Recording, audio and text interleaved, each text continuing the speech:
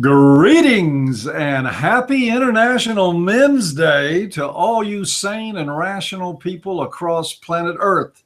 I'm Paul Elam. This is A Voice for Men News and Activism, and I am joined by co-host James Huff. Hey, James, how you doing tonight, buddy? I feel great. How are you, Paul? I couldn't be better, man. The feminists are upset and the MRAs are happy. What's not to like? If I was any better, I couldn't stand myself. Well, I've got to say something before we get too far into it. I've been noticing this massive trend across all these internet sites, all these venues, talking about anti-feminism and putting forth the idea of men's rights. Now, I don't know if it's because of proximity to today, but I wonder if it isn't here to stay. I think it is. I think it has to. And so one thing I would like to say, as arrogant and obnoxious as it is, but it's really not arrogant and obnoxious because I include a lot of people, but I will say, on behalf of myself and AVFM staff and James Huff and the Honey Badger Brigade and many other people that have been slogging away and hammering away at this narrative, we would like to say to the population at large that is finally waking up to the fact that men are human beings and that feminism is evil. 2 words for you. You're welcome. Yep. And, as things stand, I predicted a good 40 years. When I first started getting into this back in 2010, I predicted 40 years it would take before we saw major reversals in our culture and in the laws that define all these interactions we have.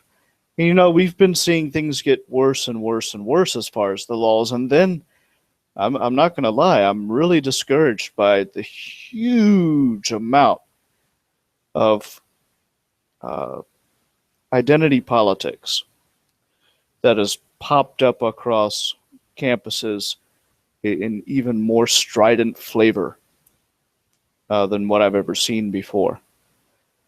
Oh yeah, they're getting out there, man. But we're also seeing the other trend. We're seeing this parallel emergence of reason and evidence to go along with all this bullshit that is happening in the world. And like I said, there has to be polarization within the culture in order for that culture to change. I don't think it could be said any better than that, James. That's what I've tried. And sometimes I admit I've been impolite and I've been impolitic in the way I've gone about things. But the reason for that was because there was no polarization. There was only one narrative and one narrative only. It was accepted blindly or people cowed to it because they were afraid. The only way things were going to change and get to where they're starting to get to now is if people said, damn the torpedoes, full steam ahead. We're going to go and say this stuff and attack these issues and say what we want and what we believe, regardless of the consequence. And keep in mind, there have been rather serious consequences. But I think we finally have a country that's polarized around this. And that's a good thing, because eventually that means the death of feminism as we know it. Feminists will have to change, as they're trying to do right now. We're not going to get into the vocative article about International Men's Day in our news segment tonight, but there is proof there of feminists scrambling to try to change their narrative without really changing it. And of course, that's not going to work either, because we're not going to let it happen. Exactly. And look, they always trip themselves up because they always come from the position of the subjective. That is what kills them every single time, this subjective discourse this this touchy-feely, my feels are more important than reality, and it doesn't matter how much they try to layer on some reason, some way to shoehorn their ideas into the public consciousness. Well, that just bleeds out. And the main reason is bleeds out everywhere. You can't lie your way through an argument and win. It just doesn't work. If you have an opponent who has a grasp of the facts, who has a grasp of objective information, and you try to lie your way through like a wage gap. Well, yes, the women make 77 cents on the dollar because potato. That's only going to work in an audience who's already convinced and who doesn't want to argue with you. But now that there is a group of people that are saying, hey, this wage gap thing is bullshit, and we're not just talking about a small renegade band of bloggers anymore, that has spawned mainstream media coming out with articles, with queries, with information that contradicts the feminist narrative, and that means it's over for them. They just don't know it. It's kind of sad. It's like, some animals just don't know when they're dead. They twitching and jerking, and you can try to explain to them, hey, you're only twitching and jerking because you're dead. But they don't listen because they're dead. Well, what are we talking about, Paul? I am so sorry, folks. I forgot the old mantra that logic is a part of the patriarchy. That's right. Oh. That's exactly what Shakespeare meant when he said truth will out. Well, what can we say? Anyway, we got a couple of news stories, and we got later up in this program, we got Steve Brule coming up. I've been very excited about the idea of interviewing him for this show. But for now, we got to go to the news, and that is Mr. James Huff's department. Oh, here we go, folks. The Roe after University of York cancels International Men's Day event. This is coming out of The Guardian. A row has broken out at York University after plans to mark International Men's Day on Thursday were canceled following an outcry from staff and students. The university had signed up to the event, which aims to highlight issues affecting men and boys, including the high male suicide rate, men's shorter life expectancy, and the struggles that boys can face in getting an education. It has since been canceled at York after students, staff, and alumni signed an open letter to the university objecting to the event. However, a number of students are campaigning to reinstate the day and accuse the university of sending out a message that men's rights are not important. A petition, which has been launched, which states, quote, "It is important that we recognize Men's Day just as much as Women's Day. True feminists should be fighting for gender equality for both men and women. To cancel Men's Day is simply hypocritical. Equality is not just for women and should concern both genders," end quote. Interesting. Well, interesting and unsurprising. This, by the way, was Glenn Poole's project out of the UK. If I'm not mistaken, he's one of the co-coordinators of the event, and he had some very, I think, good words questioning the people protesting, asking them more or less where their heart was.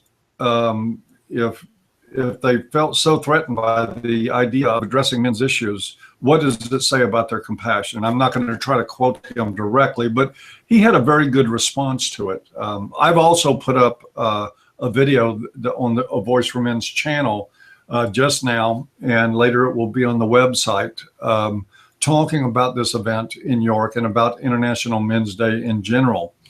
But what we're seeing here is what we're going to see next year even stronger.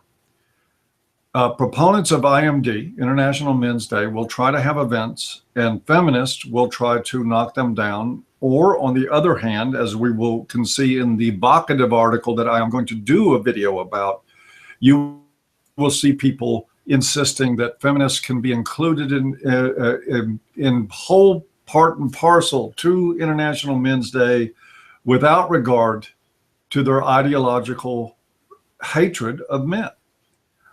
So it's going to be either knocking the events down, like it was with me last year when I was scheduled to give a video presentation for International Men's Day in Belfast, Northern Ireland. Feminists petitioned the Belfast City Council, and that talk by me was yanked from the itinerary. So they're going to continue to silence this. And in doing so, they're going to continue to provide more proof of who they really are, that there's really not about gender equality. Because, look, folks, you can't get much more simple. If you have a Women's Day, you can have a Men's Day. That's what equality means. The last time I looked it up in the dictionary. So we're going to have this. And what I'm saying to the people who coordinate and put forth IMD festivities across the world is that if you're not prepared to fight for that to happen, if you think you're just the only thing you're going to do when you get shut down, or when feminists come in and start talking about we want lecture number 3 on men's issues to be about the evils of patriarchy, you're either going to let them in and do that, or you're going to tell them to shut the fuck up and get out. And if you don't tell them to shut the fuck and get out, you no longer have an International Men's Day. You have something that's been co-opted that will be harming men instead of helping them. And I don't care if you're Glenn Poole or anybody else. If you don't recognize that, you're being foolish. Yep. I agree. So what, any other, was your, to your knowledge, James, because I've been like crazy busy the past week. I wanted to have a video out on IMD yesterday in preparation for it and couldn't get to it until the actual day. Is there anything else going on around International Men's Day that you know about that involves either successes or failures or attempts to thwart? Oh gosh. I've been a little bit out of the loop lately with that. I have. Oh, well, maybe we're lucky and it's just University of York, but that won't be the last one. Last year it was Belfast. This year it's University of York. Next year I'm betting it'll be 2 places, because these are sort of like dying bugs that are in death throes and reaching for anything they can. Yes. Also want to remind people there are 4 pillars to International Men's Day that are universally accepted. And the 4th pillar of those 4 is the fight against social legal bias against men and boys, attitudes toward them in society. And we all know where a whole lot of that comes from. So if you have an International Men's Day event that is lying and is promoting patriarchy theory, or here, let's get the feminist worldview on men commit suicide because patriarchy, and men go to prison more often because patriarchy. When you start getting that involved there, what you're doing is you're kicking the 4th pillar that holds the table up. You're kicking it out from underneath. And AVFM, I can promise you, when we see individuals, I can't remember the gentleman's name that Vocative talked to, who was so hot to trot on feminist inclusion. When we see individuals sponsoring International Men's Day events that have on their agenda hateful ideology toward men, we are going to be calling it out, and we're going to be calling out the individuals who are doing it. I agree. The university had a few things to say concerning all this. They did apologize later. The intention was to draw attention to some of the issues men tell us they encounter, and to follow this up by highlighting in particular the availability of mental health and welfare support, which we know men are sometimes reluctant to access. Now, Matthew Edwards, a third-year politics student, said the university U-turn was shameful. He is among those calling for the event to be reinstated. By canceling the day entirely, they have sent out the message that men's rights are not important, which is astonishing. So, yeah. Well, at least we have a changing narrative on the universities too, because people are getting tired of this stuff. I think personally, they probably, in the name of equality, they ought to cancel the next Women's Day. There we go. And that'll even it out. And then, ladies and gentlemen, we can start afresh with an International Men's Day and a Women's Day just like it, honoring the achievements of both and highlighting the problems that both of those populations face.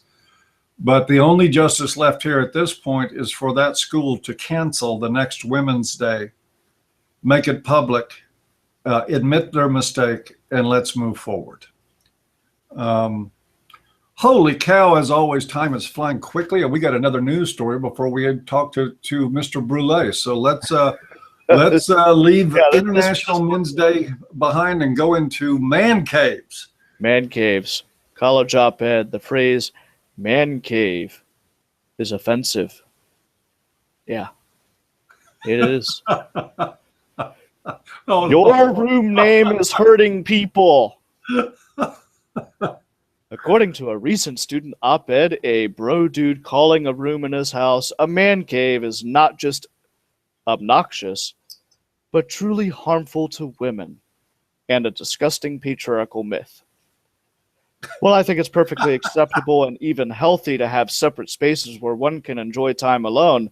The gendered language around man cave is pretty gross. Kalani Ruidus writes in a piece for Golden Gate Express, San Francisco State University's official student newspaper.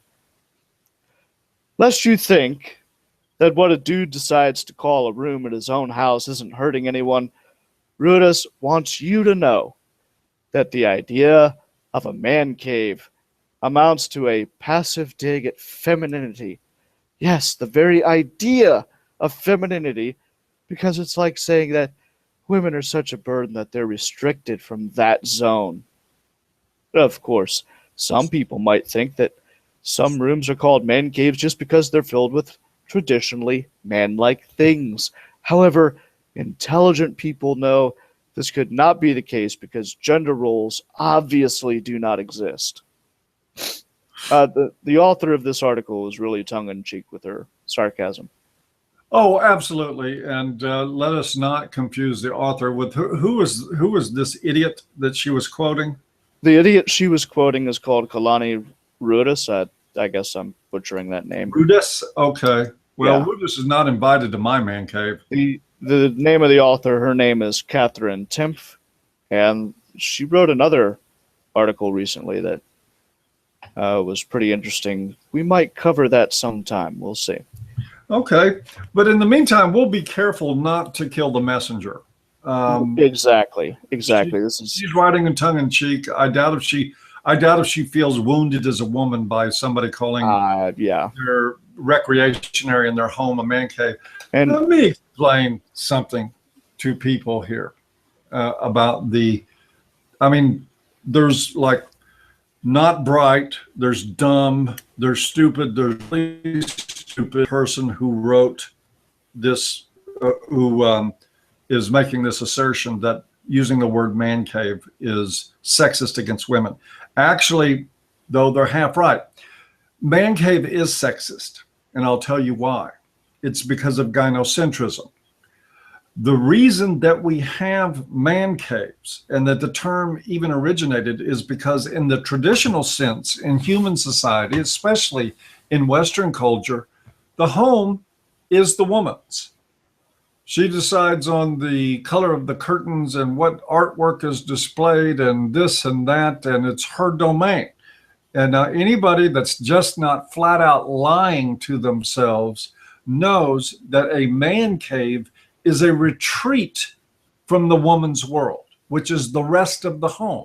It's the one spot in the home that the guy gets to enjoy and which he feels a sense of ownership and space, where it's, if he wants a 1969 Joan Namath Jets jersey, thumbtacked to the wall as art, he gets to have that. It's just one of those places that is a truly male domain, and it's cordoned off from what's considered the rest of the home. There's the home, and then here's my man cave. Why?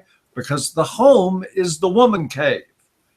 And so, yeah. I'm gonna let you in on just a little bit of history here. When you start really looking back in time and you take a look at who was actually running households, it was almost always the woman who would run the household, and usually she would run that motherfucker, excuse my language, with an iron fist.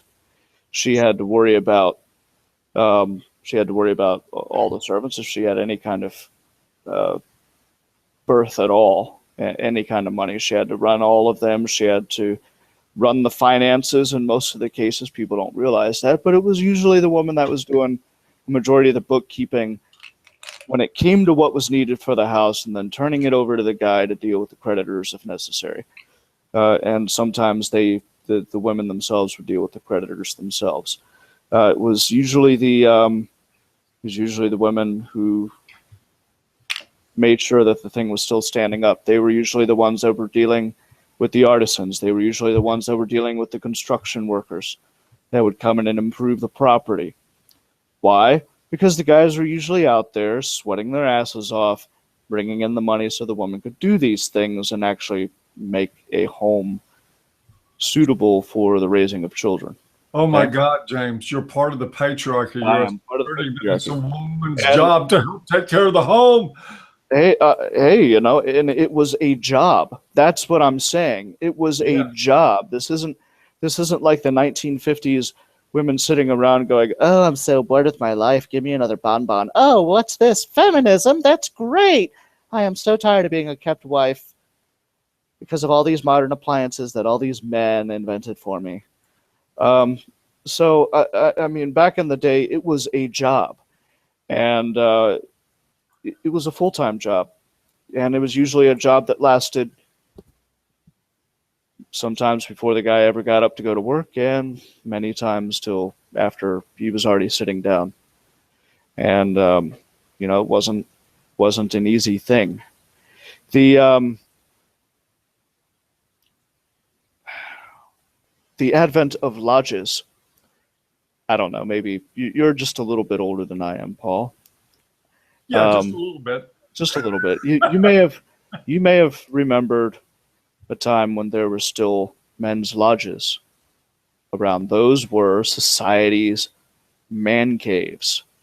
Those were places where men could go outside the home to congregate. Because what are you going to do? You're going to have one little spot in your house and just invite all your guy friends over? No. Most women, if you're attached, are not gonna hear of that.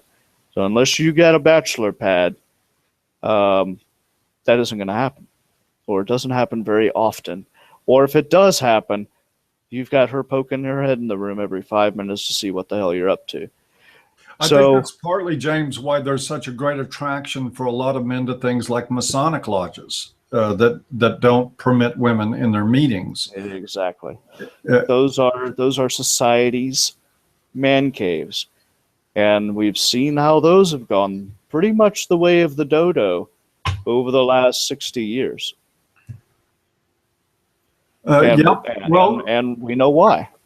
Feminists have made it their job to erase men's space, and men, I'm sad to say, have allowed it. Yep. And now this idiot, and I'm telling you, this is a low-level idiot that's putting forth this idea, but it's only a few steps away from gaining traction with really sick and sometimes powerful ideologues who say, wait a minute, some men still have some space in their own homes. It's called a man cave. We need to make that socially unacceptable too. Right.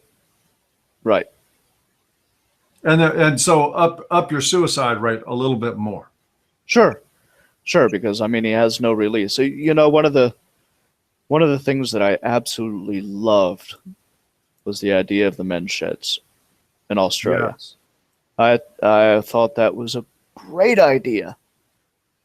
those same men's sheds that the radical feminists said that they wanted to lock men in and burn down. Go figure. Why? Because they don't like the idea of men having their own space. Men need to be in a corral under women's watchful eye at all times to keep them from thinking anything that they don't approve of. Oh, I'm going to tell you just a little anecdote here, James. I remember quite well back in the. Oh, hey, Steve, you can cut your camera off. Okay. This is all just we do on audio only. Thank you very much. Okay, no problem.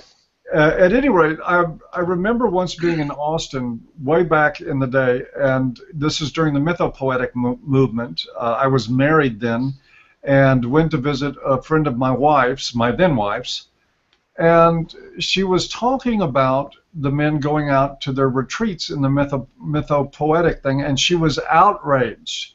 And she actually used the words, and I remember this from a long time ago, but I remember how much it struck me, is how dare they think they can be like that without some female membership there to supervise what's going on. And that's the same attitude we see from feminists across the board, as far as I'm concerned. And with that, James, you want to add anything before we launch off talking to Mr. Brulé? No, I am just fine. Okay, great. Thanks for covering those news stories. Okay, ladies and gents, November of 2012, there was you would call a mini riot, a violent protest outside of a lecture by Warren Farrell at the University of Toronto. And there happened to be a videographer there who captured a lot of the events and then talked to a couple of people, to one young man in particular, who had lost two friends to suicide. The video went viral, and that was the first I ever heard of Steve Brule. And to be honest with you, when I saw that, I said, oh, wow, great, we got lucky. There happened to be just some guy with a camera there. And since then, we've learned a lot more. Steve Brule has been documenting just huge amounts of things about the men's movement ever since that night. I've always wanted to be able to discuss his story and to ask him some questions, and I'm sure there's a lot of other people that want to know too. So welcome, Steve Brule. Oh, thank you, Paul. That's quite an introduction. I'm very happy to be here. Well, we're really glad to have you. You know, like I said, Steve, the first time I saw that video, I was like on the video. I didn't give a shit who Steve Brule was, right? He wasn't known to me or anything. I'm just like, wow, I'm glad this dude, whoever this dude was, got this video, and it looks great, and he obviously knows what he's doing with the camera. And then, of course, you know, the next thing I know, you're doing video of a lot of stuff. You have your own blog, and you've become involved in the men's movement. So let me ask you, can you take yourself back to that night and the person that you were then, what your interests were, everything else, and just tell us about that experience of and what was going through your mind as you captured that video? Sure. At the time, I'm getting quite an echo here. I'm not sure where it's come from. Okay, it's gone. At the time, I was doing a documentary for a small film festival in Ottawa called Digi60, and it was a challenge film festival. So they gave you like a theme to include, and I decided to include the theme. And the theme was bringing two people together. So my idea of the theme was to explore some stories of some guys who how they cope after divorce and bring them together to see how they respond.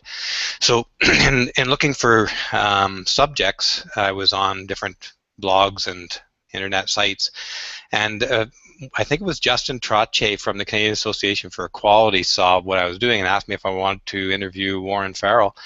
And I said, I Googled him because I really didn't know who he was, although the name sounded familiar.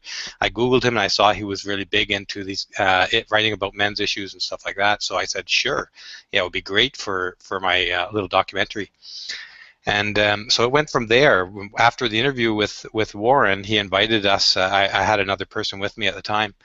He invited us to come to his talk, and we weren't going to go because we had to drive back to Ottawa. But we thought, you know, we could grab a piece of pizza or something and go and watch a few minutes of his talk. I really didn't think there would be much to it because Friday night or Thursday night, I think it was, Thursday or Friday night at a university after extracurricular lecture, they're not very well attended typically. So when I got there and saw it, there was what looked to me from a distance like a lineup of people waiting to get in, and as we got closer I thought it was a protest. So I just got my camera and went over to see what's going on and start talking to people, and it went from there. Steve, I've had my mic muted because that was what was probably causing your echo, and I'm going to mute it while you're talking so that we don't have any distractions for you. But let me ask you, when you started filming this, did you have any idea of the significance that that video might come to have? No, not at the time, but as the night progressed and I saw how bizarre and crazy it all was, on the drive back to Kingston, I was telling the person with me, I said, "We got gold here. This is bizarre. I mean, I don't know what to do with it, but because I can't use it, it had nothing really to do with my documentary." So I sat on it for a couple of weeks, not knowing what to do with it. And as I started to put it together, I thought, I knew that feminists were very, I mean, it's hard to avoid, but I knew that feminists were very aggressive and even can get violent at times. And I was a little worried about putting it up there, thinking that there'd be picketers outside my house within a couple of days if anybody took notice. So in the end, after the film festival was over, or I think it was just before the film festival, I thought it might be good to draw attention to the film festival. So I put it up there, and I'd say I actually registered my YouTube channel just to put that film up, that video of the protest. And I put it up about a couple hours after registering it, I think it was, or after registering some part of it. And by the end of the night, it was up to, I don't know, a fair bit. Anyways, like 10 or 15,000. I woke up the next morning, it was 70 or 100,000 views, and it went from there. And how many views does it have now? I think it's, I could check, I think it's around 700,000. It's in that neighborhood anyway. Yeah, that's what I was thinking. The last time I looked, it was around 700,000. And still at that point, as you were noticing that this video was one that was going to get attention, you obviously, by 2 or 3 days into this, knew that. Did you have any idea that it would become probably the most iconic video of an entire movement? Well, you're more qualified to comment on that than I am, Paul, because I'm not as familiar with the broad content of the movement. I know a lot of people like yourself do say that it's iconic, but it really represents my first, like, I didn't even know about you or anyone in this movement before I filmed that and before I put it up. It wasn't for a few months that I heard your name. That's not a comment on you. That's a comment that I didn't know about. No, I understand. Stuff. I understand totally. I think what that means, if I'm interpreting you correctly, is that I owe you some thanks, because that video not only woke a lot of people up to what feminists were capable of, it woke people up more to the men's movement. It really did help put AVFM on the map in a very big way, because it was the physical representation of what we had been saying about feminists all along. And you were the guy that happened to stumble on that and get it on video, and that's why it's sitting there with, you know, nearly 750,000 views.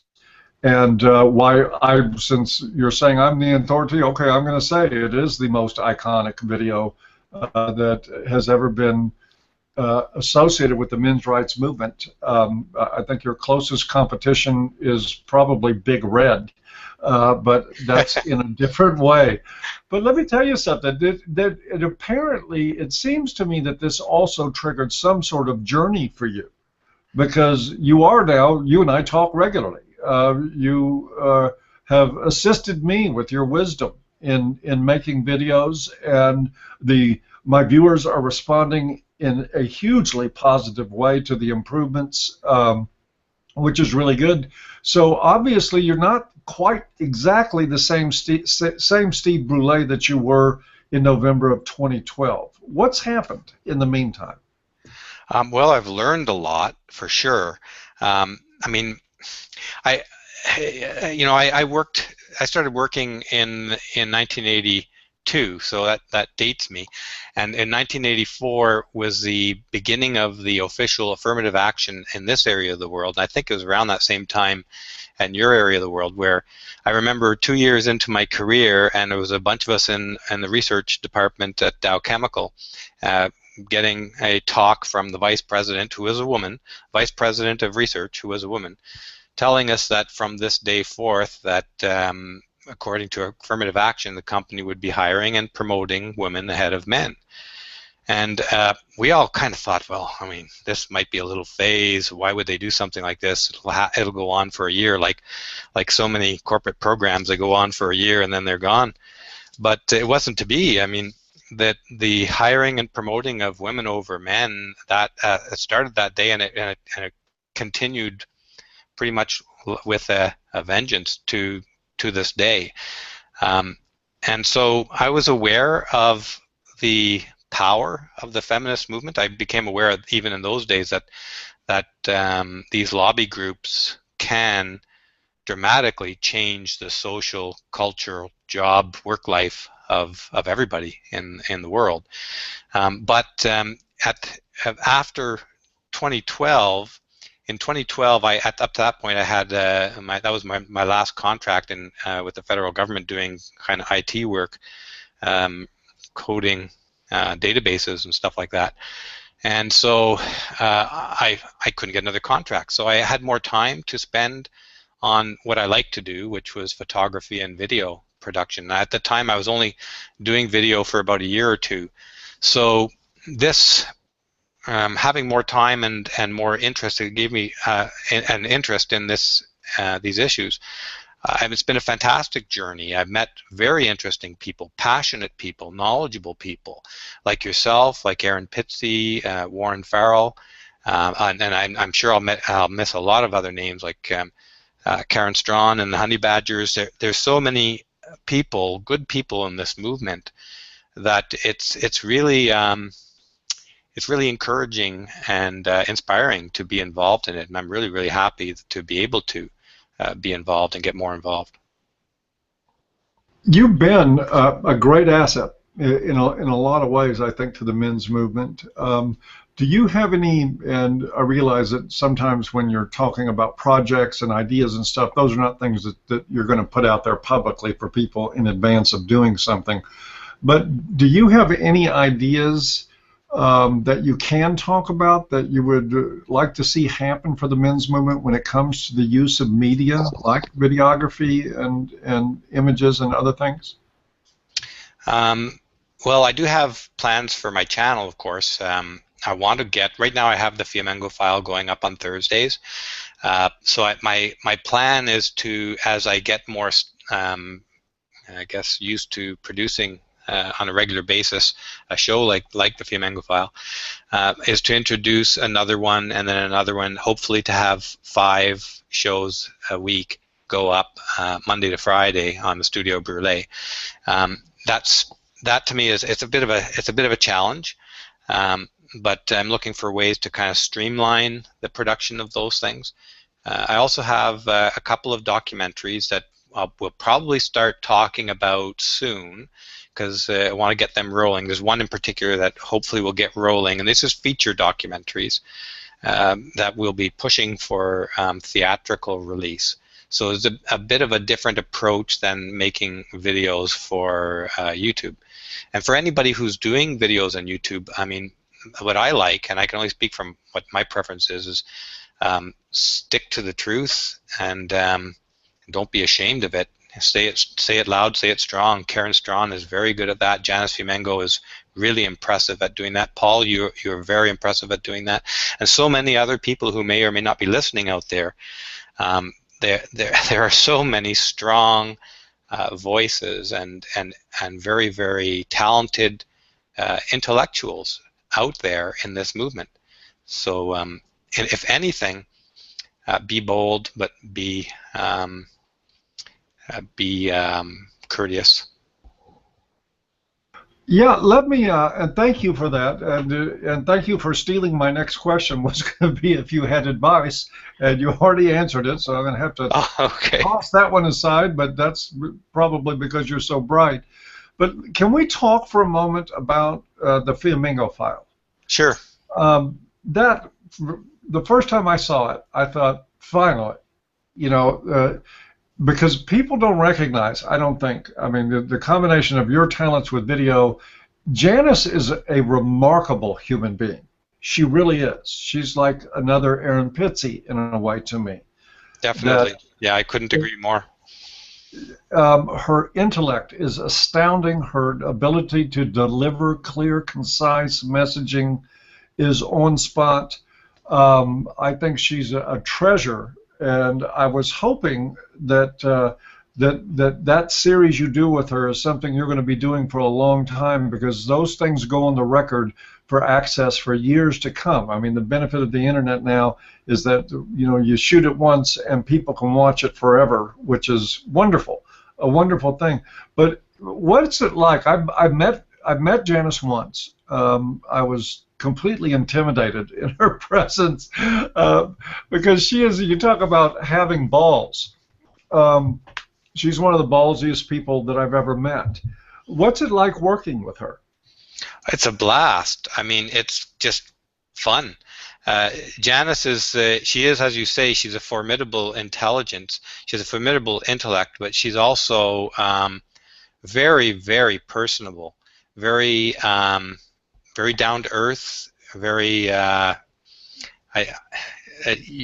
nothing to be intimidated about relating to Janice. She's just very easy to get along with. She's a lovely person. I had the same experience in meeting with her. I was intimidated, but that was about me. It wasn't about the way Janice carried herself or anything like that, because she is, as you say, she was wonderful, down to earth, easy to talk to, as was her husband. Enjoyed sitting and speaking with her and him over dinner and at the event, the Men in Peril, Male Students in Peril, that was put on by Sage Gerard, where we all met and were able to come together and talk. This movement, I think you and I were having a conversation recently, Steve, is that we need more statesmen in this movement. And I'm thinking that Janice Flamingo is one. I think that her messaging, her delivery, her composure as a human being is just perfect to be one of the statesmen for this movement, to be representative of what the values are about and what we're for and against. I'm jealous that you live up there near her and you get to work with her. That's all I can say. I get to have dinner too. Yeah. And some wine and the odd scotch or two with David and Janice. Oh, I'm just trying to rub a little salt in there. Well, it's working, buddy. It's working.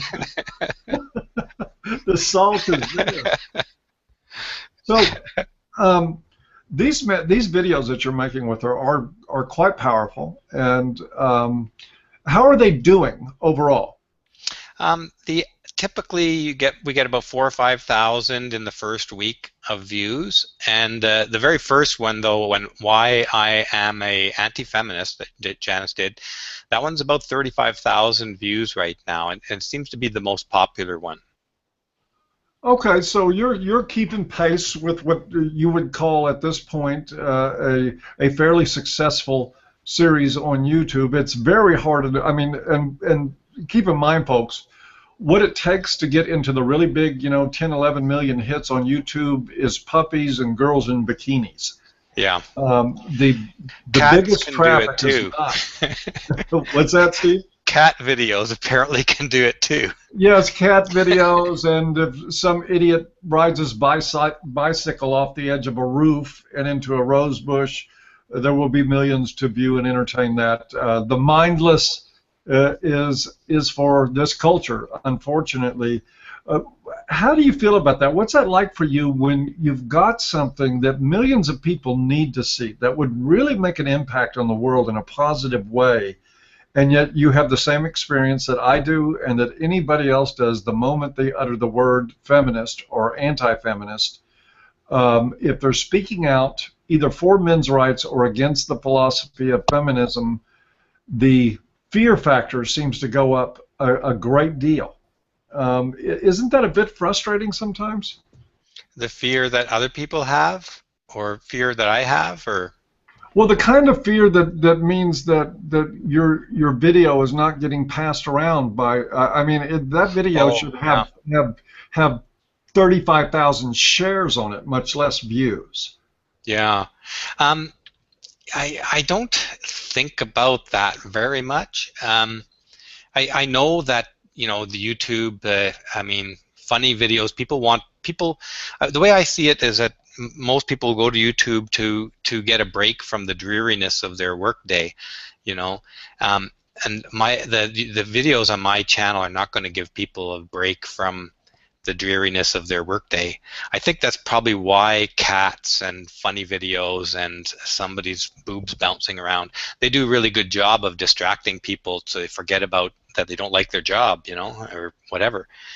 Well, there's just some way maybe that you could convince Janice to juggle kittens while she does her talk. I'll let you try to do that. No, I thought it'd be better if you tried to do that. I'll bring it up. I don't think you're going to see it, though. Well, what do I care? Tell her I said that. Yeah.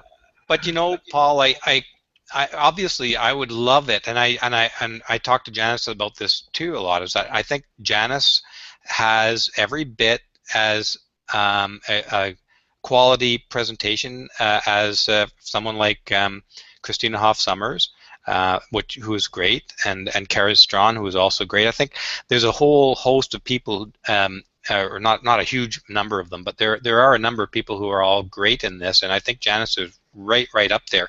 I think I would like every video to get 100,000 to 1 million views. Obviously, the more the better.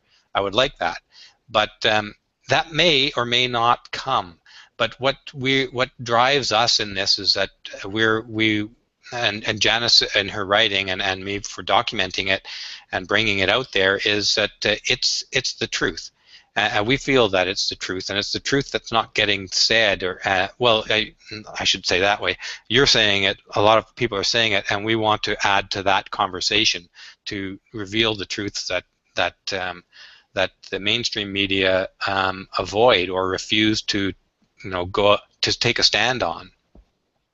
Well, at least so far, I don't know if you share in the perception, but James and I were talking earlier when we started this broadcast that there is change starting to happen. We are now seeing entities that are putting out stuff that you might have found on A Voice for Men 4 or 5 years ago, maybe not as salty, but certainly the same points are being made, and there seems to be at least the beginning of an acceptance by the mainstream media that there is a market for the non-feminist narrative. Are you seeing anything like that? Well, I think so. Yes, definitely. I think the conversation is shifting. I don't know how much legs it has and how much staying power it has, but well, you mentioned something there, the market, and that's what drives the mainstream media. Everybody, we all know that. I guess I'm just repeating what everybody knows, but they will only come to this after there's a market for it.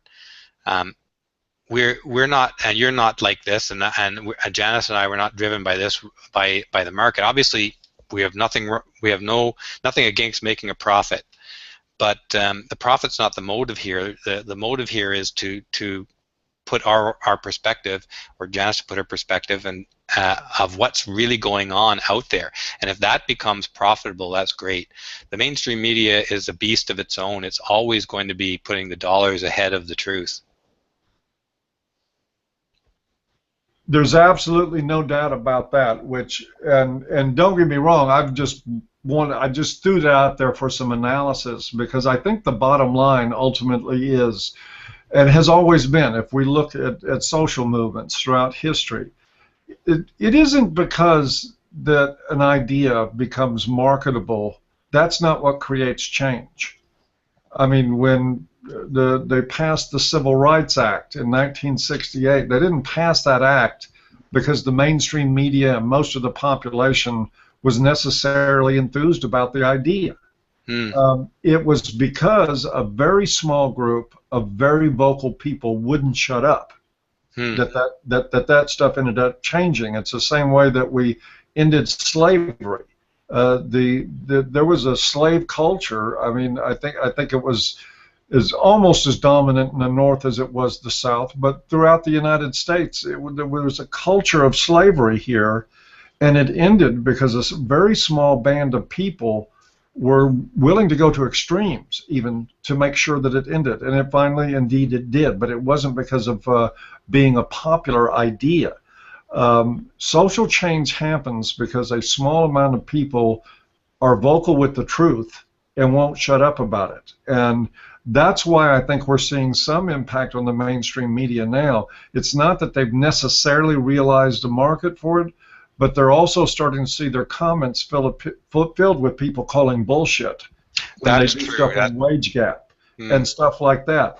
So that vocal minority, that small 1-2% of the population that's awake to these ideas and alive to them, are the ones that are really driving change. And I think we can move forward and ultimately tear down the bigoted form of feminism that we're living with right now. Those are excellent points, Paul. And I have to say, like when you put me on to answer these questions, I'm not an expert in any of these fields that I'm putting videos out on. So my knowledge is full of holes, and but I'm in this to create the video products and to learn and bring people like Janice Fiamengo and yourself and Aaron Pitsey and what they can share with the rest of the world to help bring that out into the media, into this small corner of the media. Oh yeah, and I think you probably sell yourself short, Steve. I think you know a whole lot. If you didn't before, you've certainly been a very, very fast learner about a lot of things because of the impact that you're having. Now, what would you have to say? Now, we talked about before the advice you would give to people getting involved. If somebody wants to produce, and let's face it, you're the expert that we have. I mean, we've got Cassie J, who's also an expert, making a movie that appears to be at least moderately balanced about us. That's a good thing. But what can an individual do? Like, I know what you've taught me in a very short period of time, and I know that it also took me a lot of learning and stretching. I'm 58 years old, and tackling things like Adobe Premiere Pro isn't the quickest thing in the world for me, but I've managed to start to beat the learning curve. I always get people asking me questions about what they can do. Let's narrow it down to the area of video production. What does a guy do, a low budget, who just doesn't have a whole lot to work with, but he wants to use the medium of video, either in a studio situation or outdoors, recording events? What does he do to produce the best product that he can? What does he need to have to get started on that? Well, fortunately we live in a time when the equipment now is accessible to almost anybody who has an extra grand in their pocket, you know, and that's a tall order for some people, for sure, $1,000. But there's a short list of equipment that can get you started. The main thing is to get something reasonable and start, because as soon as you start, you're going to run into problems, and you're going to have to figure those problems out. So learn while you're doing it. You know, don't wait till you think you know how to do it. I could give specific equipment lists if that was helpful, and could put it in your video description or something if that's helpful. Another thing I would say, Yeah, that would be if you do that later, I will stick it in the low bar so that those interested can take a look at it, and maybe if you put down the equipment, send me a list of them, I'll go find the links on Amazon or whatever to help them find it, or B&H, wherever they need to go. The biggest mistake I think people make in the beginning is putting all your money into the camera, and that's a huge mistake. You have to put a sizable amount of money into the audio, because invariably the difference that people pick up on between an amateur shot, like just shooting kind of without knowing what you're doing, versus somebody who knows what they're doing, is the quality of the audio. And the other thing is that audio has given me way more problems than video has in putting every video together. I've had way more problems with audio than video. That is a really, really important point, and I can give you firsthand testimony to that. I was surprised at how relatively easy it was to work with the camera to get the visual that I could get, given the setup that I have, given the amount of space that I have, given the type of camera that I have and everything else. Just with the lighting and everything, getting that down as good as I could was not that big a deal. But the audio's been incredibly difficult. Getting a microphone placed near enough your mouth without having it in the shot, one that's powerful enough to pick up on your voice and to get it at good, robust levels without picking up any other ambient sound, all that is a real challenge. Is there a source that people can go to learn just that little end of sound engineering? Oh, there's tons of sources. Philip Bloom is one of the first guys with a blog to deal with digital SLR filmmaking. So it'd be philipbloom.com. Canon Rumors has equipment reviews and lists. Digital Photography Review has a lot of stuff. On the audio, if you can get, the main thing is get a decent mic and get it as close to the audio source as you can. So those two things will get you a long way. And there's I'll just throw this one other audio, equipment suggestion out there, and then we'll put other stuff in the low bar or in the description later. There's a cheapest sort of lavalier mic solution that I've been able to find that works well is a Zoom H1 recorder with this Olympus OM, I think it's OM 15 or 50 or something, lavalier mic. The little recorder provides power to the little mic. The mic is $15 or $20, and the recorder is about $100. So for $125, you've got 95% of the way towards professional audio right there. And then you have to synchronize it later with the video. So, which I found, by the way, folks, that synchronizing it, since what Steve's talking about is a lavalier mic is one that you pin on like to your shirt. Lapels, yeah. You have a separate recorder for it, and you have to synchronize it with the video of what you're shooting. That is actually, once you have instructions on how to do that, that's actually not that complicated. It can be a little frustrating at times, but if you have decent software, I'm certainly no expert like Steve is, but I'll throw out that Premiere Pro has been good software for me to learn how to do editing, to sync sound and do other things. It really is some powerful, versatile stuff. But again, it's expensive. It is expensive. It is a good piece of software, and if you can't get that, there's a number of little free softwares out there that I'm not too familiar with, but there's quite a few, and there's a few $50 to $100 pieces of software. I'm not sure how much Sony Vegas is, but I want to also mention too, Paul, if there's an interest, like a significant interest in doing this and getting started on this, I'd be willing to do a series of hangouts live with people, and we can talk detail on technology. On a hangout kind of thing. Hey folks, you just heard the offer. If you would like to see that happen, if you're interested in learning about stuff, and we can actually, Steve and I could do that together, because I'm the neophyte here.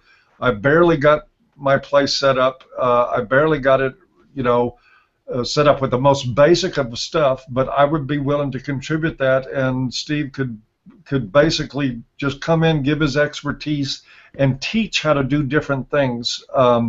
Because the way I've been learning has really sucked. I talk to Steve, he tells me, what I should be doing, and then I get off the line with Steve and go into my studio and say, now, what did he say? I know he said something about the camera. I think it had to do with the lens. And so we get into those situations, but it might be interesting and fun. So let's see if there's a few comments in there of people that would like to see that, as Steve has offered and I've offered too. I'll accept and play a role of doing that, and we'll try to do some instructions, especially geared to help MRAs get their point of view across. Because I'll tell you, there's other great spokesmen out there. I really believe that. There are people that get on there with unfortunately, with really cheap little webcams and terrible sound, but they have great things to say. And if you can scrape together just a few dollars, you can turn that talk, which is getting hundreds of views, into one that's getting thousands of views by your ability to present and to shoot it and edit it. And as long as you're interested in doing it and you have the passion to do it, it would certainly, I think, behoove you to consider it. Definitely, it would be fun to do, and we'd be able to answer people's questions sort of as they have them. So we could, if it's popular, then we could do like a regular event on specifically on the production process, I guess. Sounds like a winner to be. Okay, well, we've covered that, so we can move on. But now I want to ask another question. When I asked you earlier, about the difference between 2012 and now, you said you had learned a lot. Do you feel like that being involved in this movement has changed anything in your personality? Do you see life a little differently? Do you see, different scenarios? Do you react differently to things? I'm going to say probably, but I would have a hard time describing it or putting my finger on it. Yeah, I don't know how to say that. It's kind of been a continuous sort of 2-3 years now. Yeah, I don't even know how to approach that. Yeah, it is a whirlwind. It's a tough question, I know. But the only reason I was asking it is that I was having a discussion recently with another member of AVFM staff, of actually quite a significant figure on our team. And he was telling me that he was not at all the same person, that he felt like when he came into this that he was maybe a little too shy, a little too retiring, that he didn't assert himself as much as he probably could have, and that now that he is actually quite an assertive person, that sort of being in the middle of this game and dealing with all the garbage that comes at you. I don't know how much of that you've experienced, but at AVFM, we got targets painted on all of us. Yeah, you guys do face a lot of, you're a lightning rod for sure. And he felt like that this had really altered him in a very much positive way, so that he was now a lot more assertive. He's still just as friendly as he can be. I mean, not a bad individual at all, but that his tolerance for bullshit is slightly less than it was when he came on team. Yeah, definitely. Well, I've always been, I was a very, very shy person when I was in school, and I tend to be, my natural state is kind of shy, I think anyways, less than it used to be. But I'll just give you a little anecdote that probably will show you. I wouldn't say this is just over the last 3 years, but continuously over my life. When the first time I had to give a public talk, I remember it was in high school, I think grade 11 or 12 or something, and it came my turn. We all had to give little talks. It came my turn to talk to deliver to the class, and I stood up in front of the class and I froze like a deer in the headlights. I couldn't move. I couldn't speak. until the teacher left me there until he was too embarrassed to leave me there and told me I could sit down. And I didn't do really a public speech again until my thesis of the university. And then I didn't sleep for 3 days before that. So I'm definitely not a natural public speaker.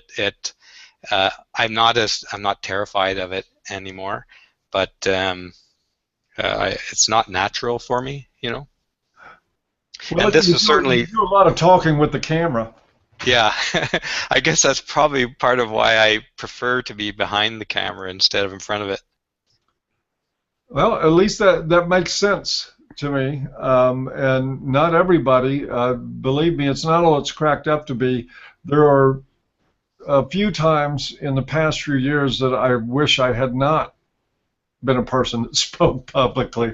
So there's that. But I think we can live with it. Well, what else? I mean, I've run through my little mental checklist of questions. I have one left because I always want to have that one in the bag. But is there anything that I haven't asked you that you would like to talk about? Well, that's again very open-ended. I'm terrible that way. Yeah. That's the therapist in me. I appreciate you having me on to talk, and I'm very pleased to be involved in this movement and to have the feedback that like you were giving me earlier, that the work is important. And when I'll say this as well, when I get feedback from people who say, thank you for putting this up, this really helped me in this way or that way, that is the biggest reward of doing this work. That somebody out there identifies with and is helped by the information or the stuff that they're receiving, that makes them feel better about themselves or feel more empowered, that's not just them that thinks that way or that has this issue with whatever issue it is. I feed off that. I just love getting that kind of feedback and knowing that this was not a waste of time to do it. People are getting something out of it, and it's helping them.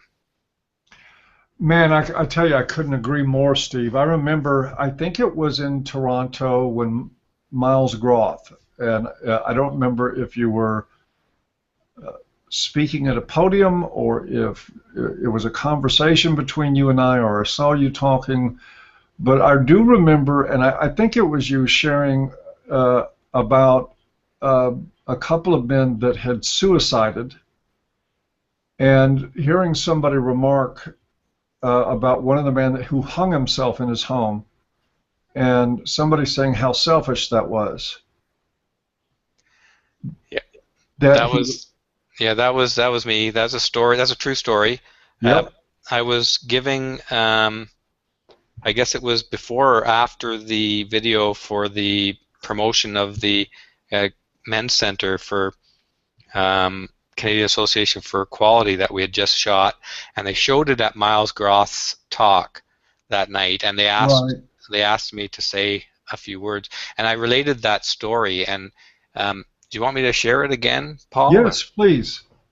I was working for DuPont at the time in the I think it was in information systems and the production area for databases, and I was in the gym, and it's a small town, they had a gym we could go to at lunch hour, and I was on the treadmill, and two women had come in to do treadmill beside me, two colleagues. I knew them both, and they were talking about just that morning they discovered that one of the other workers, a fellow from the Kingston site, also from DuPont, had hung himself, and they would just learned about it, and their conversation had absolutely no concern about the state of mind that must have driven that guy to kill himself.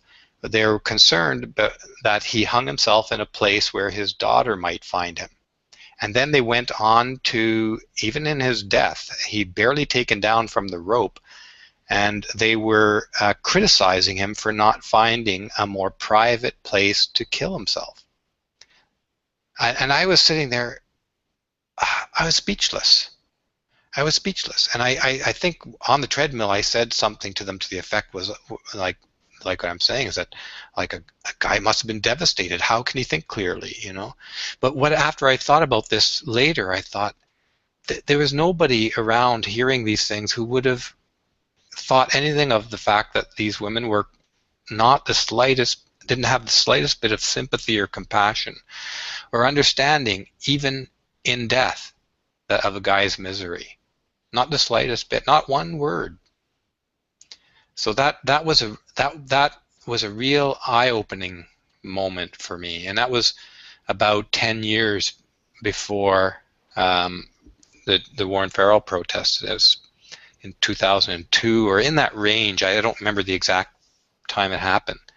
But that's the story that, was that what you wanted to talk about there, Paul? Well, yeah, I wanted to bring it up in relation to what you had been saying earlier about the rewards of this. And it's something that I have talked about before, and I'll undoubtedly talk about it again. But I even just recently, I did a video addressed to Sargon about the idea of men's rights activists not doing anything. And I mentioned some things that we had done in the video. But what I didn't mention, and I want to talk about now just for a moment, is that I have a file of emails. And I don't know, I can't say how many of them are serious or whatever. I'm not saying anything except that this is what I've received. I've had a lot of guys write me, some of them saying that I was going to kill myself until I found a voice for men. Because I felt alone, and because I felt like nobody understood, and I had begun, and like and a couple of the guys have said that I'd begun to think that it was me, that I was the one that was crazy and the world was sane, and was giving up until I found a voice for men, or until I found one of Karen Straughn's videos, or something like that. And I don't think what people recognize about the rewards of doing this work, that you have every claim to make, and so does James Huff and the whole AVFM team, and the Honey Badgers. I remember Karen Straughan talking about a man that wrote her and said that he watched one of her videos and it was the first time that he had wept in 20 years. That this work is keeping people from dying. It really is, and that's maybe probably why I get so obsessed sometimes on view counts and getting the message out there, is because it isn't just about political activism. It isn't just about you know, social change or anti-feminism. It's about guys out there right now who have had their children taken away, their homes taken away. They've been beat to death by the courts. They go into court. The court tells them to shut up and pay or go to jail. They lose their jobs, and they get to the end of a rope, and they hang themselves, and then the most they can fucking expect out of it is a couple of idiots to sit around and talk about how selfish they were for not having found a better place to end their life. Yeah.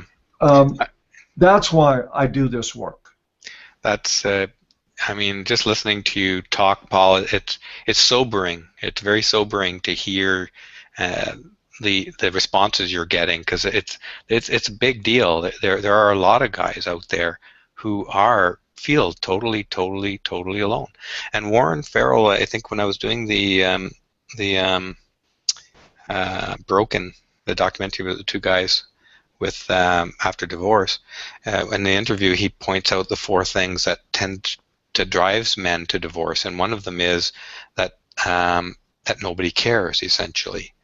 That nobody loves them, and it's not likely to change.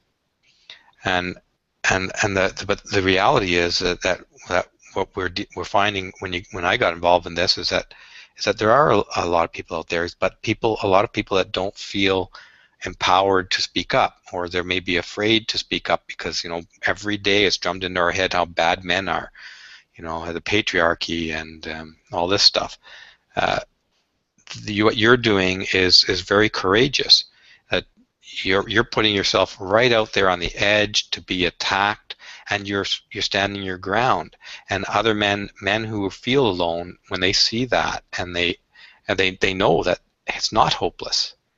It's not hopeless. A site like yours, successfully defending from the bigotry of feminism, is a beacon of hope for a lot of men who might otherwise have nowhere to feel a place of home. Well, thank you for those kind words. I will now be able to create a link to this video. Then, from now on, when anybody says that the men's movement doesn't do anything, I'll just send them that link and let that be my answer, because I really think I've had my share of trying to explain to people why we actually are doing something. But I don't need to. So let me ask you a final question, and then we will let you escape from this third degree. Where do you? We get asked all the time, and I get asked. I was just asked by Marie Claire recently. What is it that you want? What is it that you want to see happen? And of course, I know I gave my answers. But in your perfect world, Steve Brule of Studio Brulé, in your perfect world, what would constitute a fix to the problems we're talking about? Well, I don't think we're going to have ever a perfect kind of gender relations world. There's always going to be some conflict and something that's not right or not felt to be right. But just being able to speak your voice about it, to have a voice to be heard, I think is really the first step. I mean, how can we have a gender conversation if we're not allowed to have, if only one side is allowed to speak, which is what we're at today. Feminists really want to shut men down, shut them out. You take it or leave it kind of approach with feminism. So really, I think what I would like to see as what I think would be a success is just that when men talk about men's problems, we're listened to. That we don't have to face a barrage of criticism that you're not a real man or whatever it is. It really doesn't matter. We as human beings, we're one side of the equation. And we don't need feminists to speak for us. Well, now you're in line to take over AVFM when I die, because that's almost the exact answer I gave too. And the way I put it was that I will consider our work done when our issues are on the table with dignity along with everybody else's. I mean, it seems so obvious, right, Paul? It seems so obvious. But I'd like to add one other thing, is that I have a really almost a physical revulsion towards lies. And I don't mean like everyday lies. Everybody lies a little bit, white lie here, white lie there. But I mean institutionalized lies that are promoted and taught in schools, that are put through the media, drummed into people's heads. And the lies that we have on the table right now, the big ones in our culture really are feminist lies. They're a lie about the entire history of humanity. It's a lie that men oppressed women through history. That is such an enormous, bigoted lie, and it's revolting. And the whole lie of patriarchy and the way feminists distort it. I mean, we start down this conversation of the lies that need to be addressed.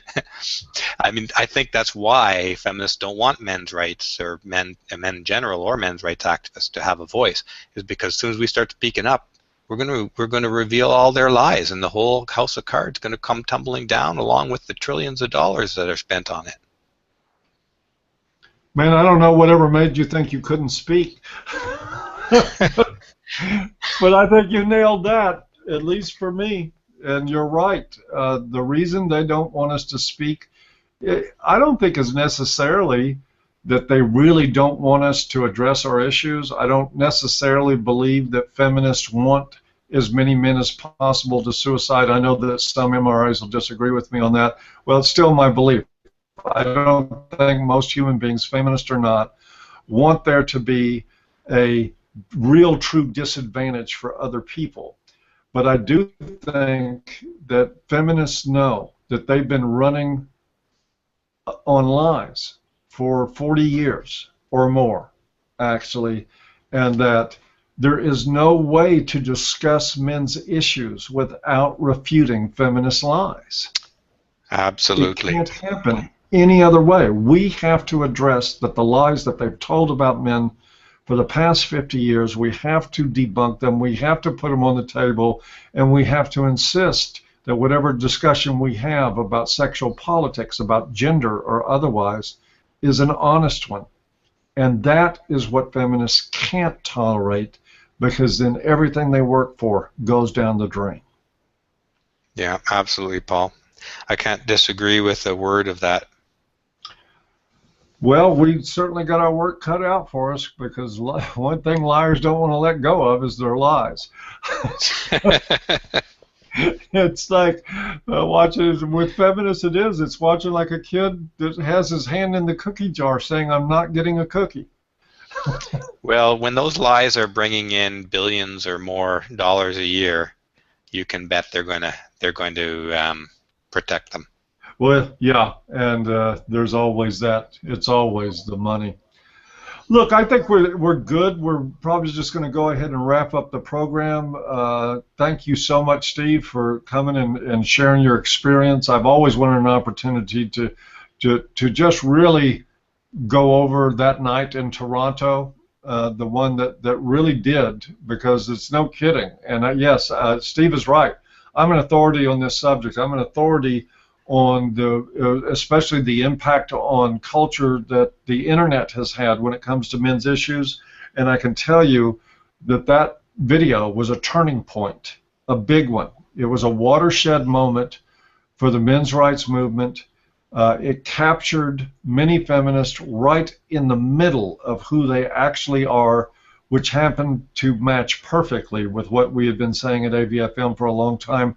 After that video, and of course we posted it and we referred to it and wrote about it and talked about Toronto incessantly, that event literally doubled our traffic from where we were at the time. So yes, I can say with absolute authority that was a watershed moment, and I think it's particularly, shall I say, entertaining and interesting that the man behind the camera didn't have a clue of what the impact of that was going to be. You had some idea, because you said you were in the car and you knew this was gold. You just didn't know what to do with it. Yeah, well, no, definitely didn't. And I was honestly, I was worried that I was going to get a bunch of angry feminists picketing my house. Well, obviously you haven't pissed them off enough yet. But you know something, when it gets down to it, I mean, I won't lie. I've had moments where I've worried, because there's always, got to be some nutcase in a crowd that might think he's protecting all women in the Western world if he takes Paul Elam out. So I'll never say. Or a woman, Paul. Wasn't it Valerie Solanas who shot? Oh yeah. Yes. And I hearken back to The World According to Garp. Yeah. Too. Or a woman, but some nutcase may think that they're actually doing something noble if they take me out, or if they take some other, I'm not going to mention any other names, or if they take some other prominent person out in the men's movement. But the truth of the matter is, most of these people, almost all of them, are cowards. Mm-hmm. When they got it clear that the ICMI 14 in Detroit wasn't the University of Toronto, and that the police force there was not there to cater to crazy ideologues, one protester showed up. Mm-hmm. One. Yeah. And you couldn't even call her a protester, because she was claiming to be there under a press pass that she didn't have. But the other, it's the same old simple stuff we learn in kindergarten type shit, which is like all bullies are cowards, and which they are. Bullies are cowards. People that actual real bullies, they're scared, and that's why they act that way. And so when resistance shows, they go away.